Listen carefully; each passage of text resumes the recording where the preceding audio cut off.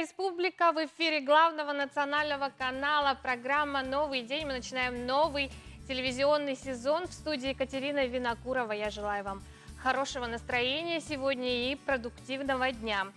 В ближайшие 2 часа я и мои коллеги ознакомим вас с самой полезной актуальной информацией. Так что оставайтесь с нами, будет интересно. Сегодня 14 сентября. Начинаем новую неделю. Вчера нашему городу исполнилось 388 лет. И, пожалуй, впервые по известным всем причинам мы праздновали День города Якутска без народных массовых гуляний.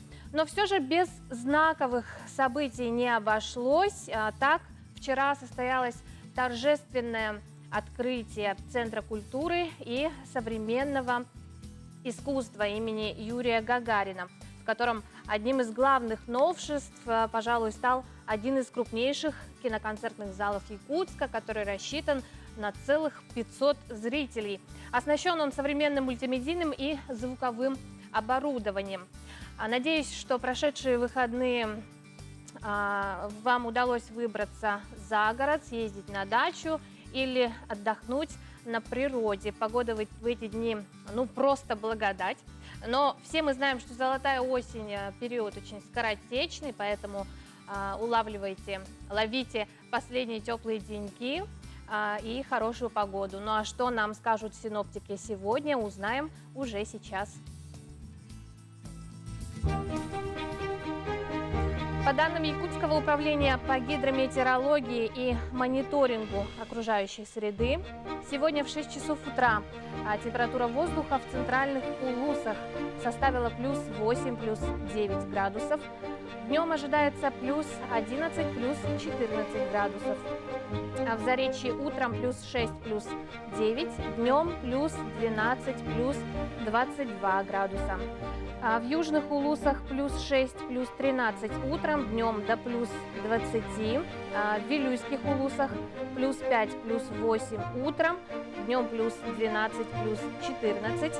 В Нижнеленских плюс 8 утром, днем плюс 10, плюс 14 градусов. В западных Улусах плюс 5, плюс 11 утром, днем плюс 12, плюс 13. В Колымо-Индигирских Улусах плюс 5, плюс 8 утром, днем плюс 7, плюс 10 градусов.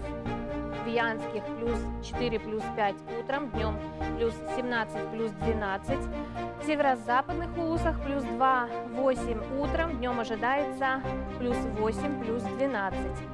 В 6 часов утра температура воздуха в городе Якутске составила плюс 11 градусов, атмосферное давление 752 миллиметра ртутного столба. Ветер северо-западный 5-10 метров в секунду. Днем в городе Якутске ожидается до плюс 13, плюс 15 градусов тепла.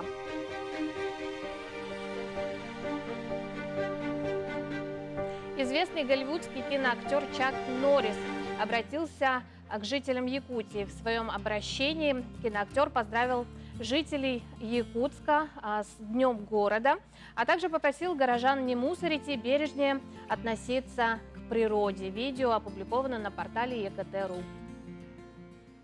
Dear Yakutsk residents, I congratulate you with the birthday of the coldest and coolest city in the world. I'm asking you to not litter in suburban forest. I know you are nice and smart people and you will keep nature clean. Stay safe and all the best. Your friend, Chuck Norris. Инопланетное облако показали в завораживающем тайм-лапсе. Фотограф Бартош Вайчинский заметил над горой Тейде на Канарских островах красивое лентикулярное облако, напоминающее летающую тарелку. Он не просто сфотографировал редкий феномен, но и создал таймлапс. Благодаря разрешению 4К можно в деталях рассмотреть, как формируется, меняется и сияет инопланетное облако на протяжении дня и ночи. Лентикулярные облака образуются на гребнях воздушных волн или между двумя слоями воздуха. Характерной особенностью этих облаков является их неподвижное положение, несмотря на ветер. Волшебное зрелище, согласитесь. Виртуальные награды, виртуальное вручение наград модельерам, показы без зрителей и вечеринки в масках в этом сезоне именно так пройдет неделя моды в Нью-Йорке. Город не стал отменять доходное для него мероприятие, а модельеры попытаются найти на нем заказчиков и выжить. Однако многие крупные дизайнеры Америки уже отказались участвовать из-за пандемии. Цикл работы над коллекциями был нарушен, и они даже не смогли выбрать подходящие ткани. Показы модельеров, которые все же нашли, что продемонстрировать, хотя бы виртуально, будут проходить благодаря новой платформе, которая называется Runway 360, которая позволяет не только наблюдать за дефиле, но и связываться с дизайнерами, байерами и заказчиками. Теперь, внимание, новость. Семьи, которые еще не воспользовались своим правом на детские выплаты по указу президента Российской Федерации, следующая информация будет для вас полезной. Сегодня у нас в студии начальник отдела по работе с обращениями граждан, застрахованных лиц, организаций и страхователей отделения Пенсионного фонда России по Республике Саха-Якутия Матрена Нимпадистова. Матрена Викторовна, доброе утро. С добрым утром. Давайте напомним, о каких именно выплатах идет речь. Следует напомнить о том, что эти выплаты – это единовременная выплата, которая выплачивается по указу президента за май, июнь, июль месяцы. От 0 до 3 за 3 месяца и от 3 до 16 за 2 месяца. И сумма там разная – 5 и 10. Но все знают, семьи, которые уже получили, это все прекрасно знают. Какой же вопрос на сегодняшний день волнует наше население? Все хотят узнать, будет ли выплата за август и за сентябрь. Выплаты за август и за сентябрь не будет. По указу она, вот как сказала, так и она положена. Но заявление мы принимаем до 30 сентября. То есть этим месяцем заканчивается прием заявлений на выплату, на единовременную выплату по указу президента в связи с пандемией. Ну, что можно сказать еще на сегодняшний день? Какие ошибки, да? Вот у нас на сегодняшний день очень много возвратов. Почему? Потому что заявитель, мать или отец указывает не тот расчетный счет. Ну, с первого взгляда можно их понять, да? Они думают, это семейные, как бы в одну копилку все идет. Давай я укажу расчетный счет мужа или жены, или вообще бабушки. Но всем нужно понять, что никакое кредитное учреждение, а эта выплата идет только через кредитное учреждение, на имя другого человека данную выплату не переведет. Поэтому надо быть внимательным и указывать, если заявитель мама, расчетный счет обязательно матери. Если заявитель отец, то обязательно расчетный счет отца. Ни другого лица, ни второго, ни третьего. Третьи лица не имеют права обращаться, да? Обращаться они могут, обратиться могут, но в одном заявлении обязательно должны быть есть ФИО и расчетный счет идентичны. А то у нас есть возвраты, выплату сформировали, все отправили, а с кредитного учреждения деньги обратно пришли. Не нашли на ФИО заявителя, фамилия, имя, отчество заявителя, расчетный счет. Вот такая у нас есть неразбериха на сегодняшний день. Еще какие правила при подаче заявления? Подать заявление только электронно можно. Также можно с посещением клиентской службы. То есть в клиентских службах, в МФЦ на выплату по указу заявления принимаются без предварительной записи. А сейчас, как вы знаете, Катерина, во всех государственных учреждениях идет прием только по предварительной записи, ну, в условиях пандемии, да? А вот именно по этим заявлениям у нас идет без предварительной записи прием заявлений, так как уже время выходит, поэтому еще одна категория есть, на которой хочу остановиться, может кто-нибудь, услышав с утра, поймет. Есть семьи, у которых детям исполнилось 3 года как раз в июне месяце. Вот этим детям они 5000 получили, А за июнь месяц с 3 до 16 они 10 тысяч не получили. Мгм. Им нужно еще раз подать заявление, только указать категорию от 3 до 16 лет. Так, Вот это такая уже категория другое, у да? нас. Да, вот Ага. такая категория у нас тоже есть. Мгм. Матрена Викторовна, как быть, если семьи проживают в отдаленных улусах, нет интернета, доступа к интернету? Как можно... а, Да, есть такие у нас семьи, есть у нас, мы идем навстречу. Также мы работаем с администрациями наследников отдаленных, как мы их говорим, да. И если у кого кто-то на сегодняшний день не смог подать это заявление электронно, он может это заявление обратиться в свою администрацию, в наследную, чтобы те помогли отправить это заявление. мгм. Ну и, конечно, всю актуальную информацию можно узнать на сайте Пенсионного фонда. На сайте пенсионного фонда можно узнать, но видите, Катерина, не у всех есть вот Мгм. доступ, Мгм. да, поэтому вот рассказать, еще раз предупредить о том, что осталось совсем мало времени, вот спасибо за сегодняшнюю информацию. Так что Спасибо, задание? Матрена Викторовна, что пришли к нам этим утром. Здоровья вам, хорошего дня, плодотворной работы. Спасибо. До встречи. Начал работу мобильный технопарк «Кванториум». Теперь он доступен для школьников из районов республики. Светлана Дичковская, руководитель детского технопарка, сейчас с нами должна выйти на связь по скайпу. Светлана, доброе утро. Здравствуйте. Доброе утро. Что такое мобильный технопарк? Расскажите нам, пожалуйста, что это за Мгм. такой проект интересный. Да, доброе утро, уважаемые телезрители. Да, действительно, мобильный технопарк при Дворце детского творчества стал доступным для школьников из других районов республики. И это все благодаря тому, что республика в прошлом году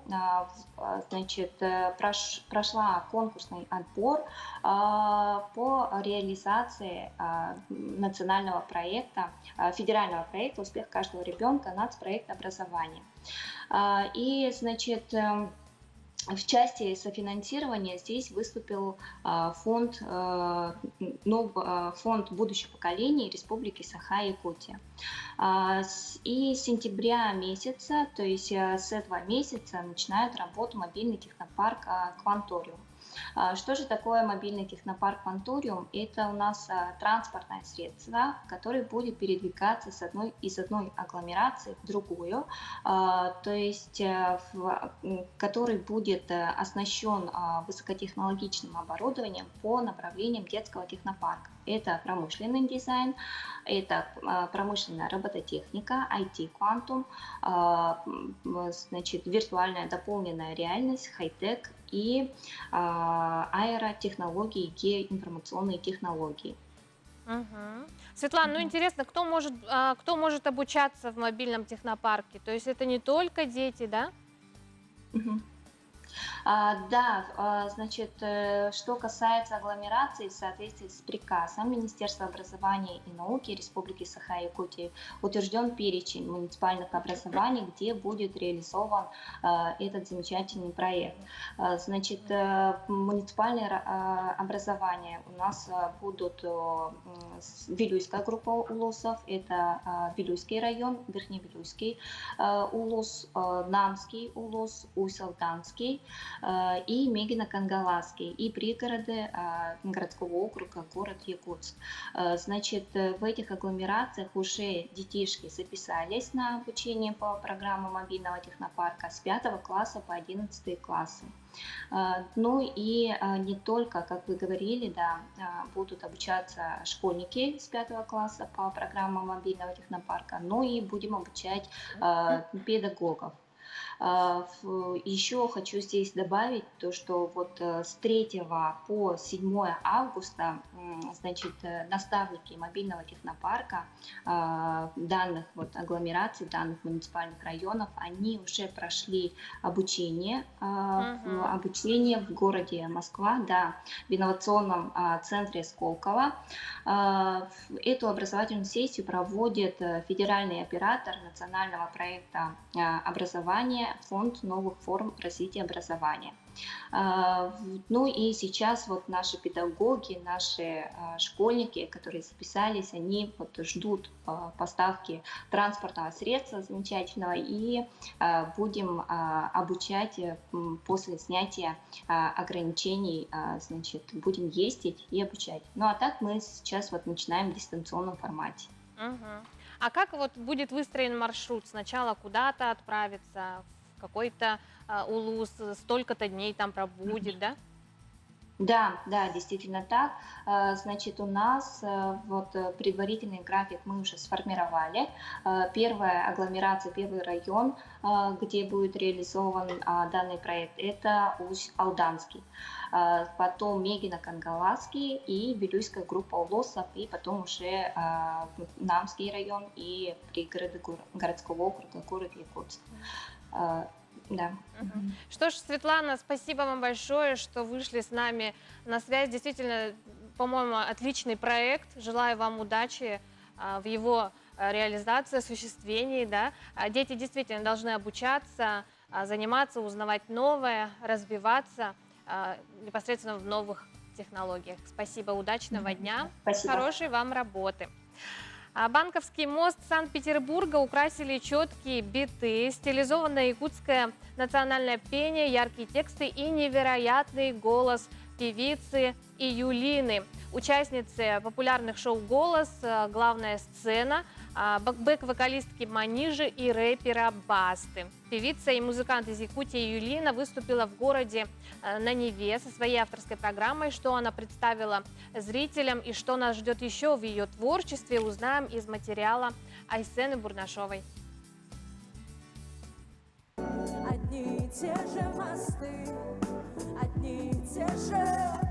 Город, музыка и ты, ленинградские мосты. Под таким девизом в Петербурге стартовал ежегодный фестиваль музыки. И Юлина стала хедлайнером первого дня и подарила петербуржцам и гостям города свою авторскую программу.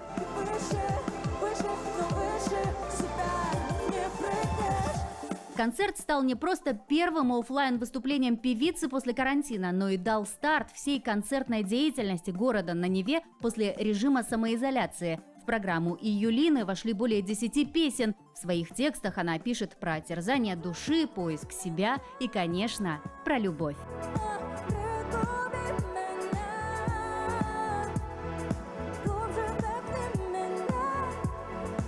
У меня очень много этно-зарисовок и вообще, в принципе, ну, это поп-музыка, но с элементами там разных, типа лоу-фай, может быть, драм-н-бейс и все такое. То есть у меня, в принципе, там как бы все смешивается, кроссовер. И я очень рада, что все так сошлось, что именно то, что я переживала, то, что я в себе несла все время, я рассказала это как раз-таки в Петербурге, в таком максимально аутентичном для Петербурга месте. Это было волшебно.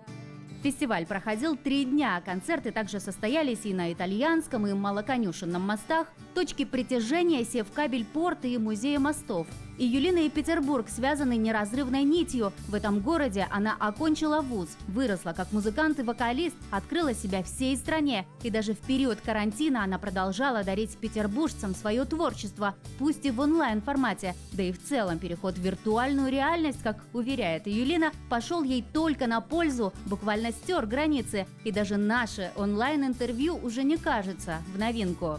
И, Юлина, расскажи нам, пожалуйста, о своих планах. Я знаю, что сейчас ты работаешь над своим сольным альбомом. На самом деле есть вопрос, будет ли это альбом или выпуск ежемесячных синглов, но песен 10 у меня уже есть для, такого первого старта. Это достаточно много. И Юлина также готовит проекты и на якутском языке. Это будет абсолютно новый экспириенс и, несомненно, такое актуальное звучание украсит музыкальное пространство и Якутии, и города на Неве. Дорогие друзья, ребята, которые очень хорошо владеют якутским языком, пишут стихи, свои песни. Если ты посмотришь это обращение, и у тебя возникнет какое-то желание поработать со мной, то я бы хотела с вами посотрудничать. Айсена Бурнашова, Джур Березкин, Виктор Олесов, Санкт-Петербург, Москва. Стартует новый театральный сезон. Также вовсю готовится сейчас в данный момент в городе Нерюнгри, а именно в театре «Кукол». И прямо сейчас с нами на прямой связи режиссер Нерюнгринского театра «Кукол» Александр Иванов. Александр, доброе утро, здравствуйте. Доброе утро. Как ваше настроение? Я просто отлично. Ну, замечательно. Ну вот, как мы сказали, уже на данный момент активно идет подготовка, да, к открытию. Какие постановки ждут зрителей, что вы готовите? Поделитесь с нами. Да, на открытии сезона мы готовим две премьеры. Это для наших маленьких зрителей «Топора» пьесы Ладовой. А для взрослого зрителя это театрализованный бенефис-концерт заслуженной актрисы Республика Саха-Якутия Никифоровой Кристины, называется «Без маски». Вот. Ну и, конечно, мы ждем в гости наших гостей из города Кызыл, Республика Тува. У нас обменные гастроли будут по федеральной программе «Большие гастроли». И вот буквально они к концу сентября должны порадовать наших зрителей своими спектаклями, а мы же к ним поедем где-то в конце октября. Александр, ну театр «Кукол» это вот не только, да, для детей, но и для взрослых. То есть к вам, получается, приходят разные возрастные категории, посещают театр. Все-таки каких зрителей больше? Юных, маленьких или взрослых? Ну, конечно, детей больше. И мне кажется, многие ошибаются, считая, что театр «Кукол» только для детей, потому что у нас есть много спектаклей для взрослых, а именно классика, например. Например, по Николаю Гоголю есть «Страшная месть» спектакль, полностью кукольный. Потом по мотивам Шолохова спектакль «Судьба», по его рассказу «Судьба человека», тоже полностью кукольный спектакль. Мне кажется, это очень интересно. Просто зритель только-только знакомится с этим жанром, можно сказать. И мы только-только набираем зрителей, потому что многие заблуждаются, что театр «Кукол» только для детей. Но театр «Кукол» — это обилие разных кукол. Какими куклами пользуетесь вы в работе? У нас множество кукол. Это ростовые куклы, когда одевают на себя, актер одевает куклу на себя, как костюм. Перчаточные куклы, ширмовые, тростевые, которые из-за ширмы мы видим только куклы, а актеры спрятанные, получается. Есть спектакли марионеточные куклы, где только на нитях управляет актер куклами. Ну и, конечно, планшетные куклы, где прямо на столах актеры в открытой форме берут куклу и начинают водить. А если говорить о труппе, о ваших коллегах, кто эти люди? Так, ну, это большие фантазеры на самом деле. Потому что как бы, вот самое главное искусство в театре «Кукол» — это оживлять неживое. Потому что если в драматическом театре главный инструмент актера — это его тело, его организм, голос, то в театре «Кукол» помимо этого еще и получается вот инструмент — это сама кукла, которой надо уметь пользоваться, уметь оживлять, и от этого зависит восприятие зрителя. Чем живее кукла будет выглядеть, тем больше зритель поверит. А задействованы ли в постановках сами дети? Нет, у нас как бы нет такой. Раньше была такая практика, когда в театре был кружок театральный, но в последнее время пока нет. Но планируется. А расскажите нам, чем вы занимались во время самоизоляции? Может быть, были какие-то виртуальные постановки? Что делал театр? Ага. Так, во время самоизоляции мы участвовали в больших гастролях онлайн, предоставили для всей России спектакль «Гулливер». И вот нам недавно прислали отчет, где показывает, что более 100 тысяч зрителей посмотрели эти спектакли. Потом, конечно, на всякие мероприятия, там, день рождения театра, день рождения республики, показывали онлайн-спектакли на нашем YouTube-канале. Потом актеры проявляли инициативу и создавали зарисовки свои для наших зрителей. Ну, например, это сказки от Боба. Боба — это у нас персонаж со спектакля «Мойдодыр», который рассказывал сказки. И это дело художник театра иллюстрировал, впоследствии анимировали. Довольно интересно получилось. Потом актриса Марина Давиденко создала перчаточную куклу, мышку, и назвала ее мышкой-малышкой, которая читала стихи, учила детей полезным, правильным вещам. Ну, потом у нас актер Афанасий Холмогоров, он со своей дочкой создал театр кукол. И такие маленькие сказки, там, по 2-3 минуты делал дома, и тоже выкладывали в соцсети, в YouTube-канал. Ну и, конечно же, актриса Равиля Мифтахова создала, она вот, что интересно, она создавала кукол из сладостей. Там, сама же пекла, получается, там, торты, безе, из них создавала куклы и ими играла в спектакле. Вот. И это называлось как бы «Фея-незабудка» и «Козленок Константин». Они тоже рассказывали сказки. Ну и, конечно же, участвовали во всех праздниках, которые происходили в республике, не только еще и в России. Отвечали на те же самые онлайн-челленджи, которые запускали другие театры.